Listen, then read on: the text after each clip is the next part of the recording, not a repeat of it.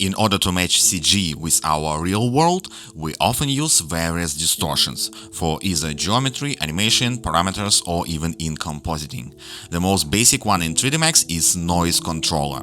By using it, you can animate either whole object or one of its parameters, such as multiplier for light emitter. But once you add it, you cannot switch it off and then switch it on again with a different strength. The only option seems like a ramp in and ramp out settings. And what if you already have some keyframes for animation and noise must be applied over existing values and only at some point? In this video, I will show you how to easily apply and manage noise controller settings at incredible level of flexibility. My name is AndRiEL, you are on my channel, and this is a mastering noises tutorial. First of all, let's try with an object that already has some animation. This nice very light source supposed to be a scary corridor flickering lamp. Here we have some basic keyframes for its multiplier. It starts with 0, then at frame 15 we turn it on, and immediately it slowly fades away, and then at frame 45 back to 0. Then again turn on at 82 and keep it until the end. Our mission here is to add noise to the multiplier only during the fade away and the second switch on. To add the noise controller, we need to open Curves editor. While very light is selected, we need to search for the multiplier parameter in the list. If you have too many items or scary nothing, just make sure your filter settings here are default. Right-click on the multiplier and choose Assign Controller. Here is the first tricky point. You need to assign another controller first in the order to keep the existing values from the keyframes. It must be float list. Keep in mind, in case you have another type of object or a parameter you work with, it could have another name, for example, position list or rotation list. You just watch for a list controller.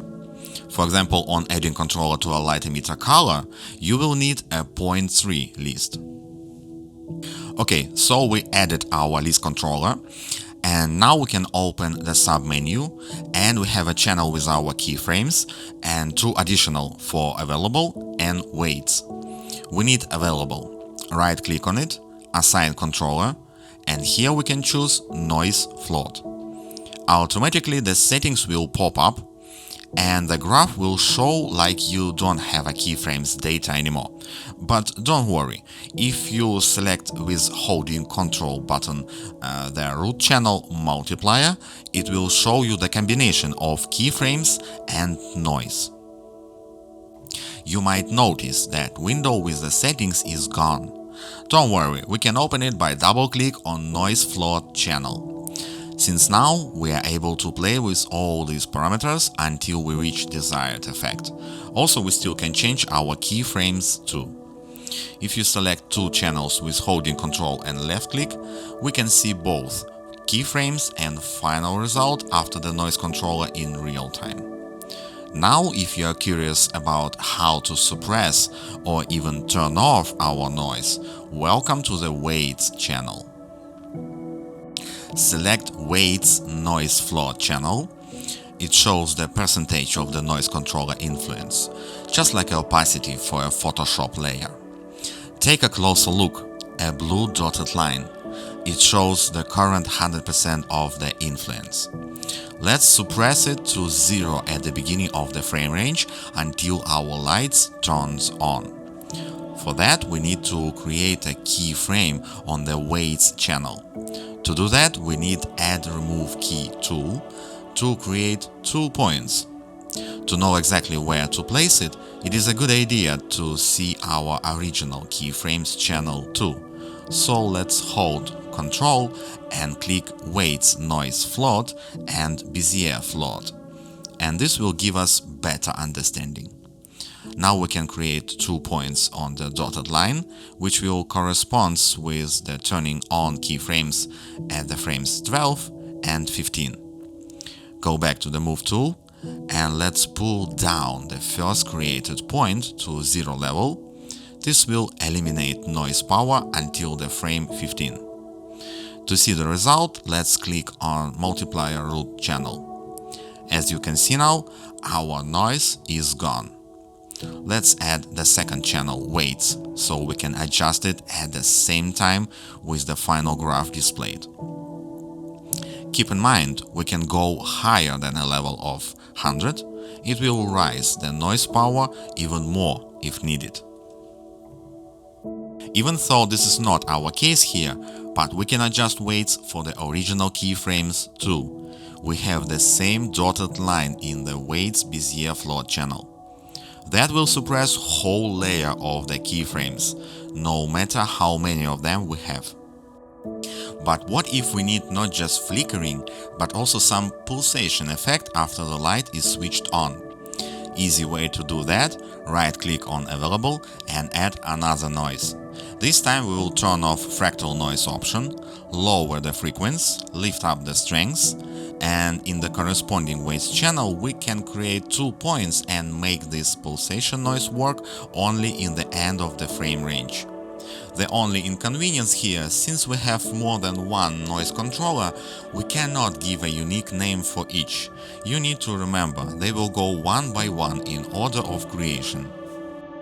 For our example, I will limit myself to just one controller with the flickering effect. And this is the perfect moment to show you how to delete existing controllers. For that we need to select our root channel, then right-click and choose Properties. Keep in mind, you must to select root channel first. Otherwise, right-click on it while, for example, weights is active, it will show you different menu. List controllers window will appear and you need to select unwanted controller and click on Delete button.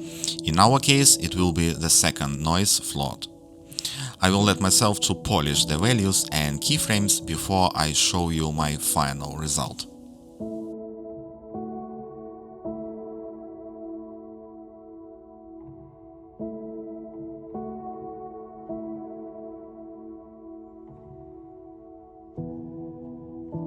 Let's take a look at the case when we don't have a keyframes. If we open Curve Editor, we won't see anything. Also, right-click on the value doesn't give us an option to add noise. Motion tab and button Assign Controller are related only for motion, and I'm showing the similar case with light emitter on purpose. So what we're gonna do? In this case, to add the controllers to any value of the object, we need to change the Curve Editor filters. Open Curves and click on Filters button. This is the default settings now, and from here we need to uncheck animated tracks. That will show us all possible channels, even empty one. Now we are able to browse the list and find what we need, in this particular case, multiplier. In the case of light emitter, we need to fix our current power with the simple keyframe. And from here the same steps: assign controller, float list, select available, assign controller, noise float. We will get the same noise controls and weight channel to work with its influence. Similar to previous case, we are open to add as many noises as we need. And here is the result.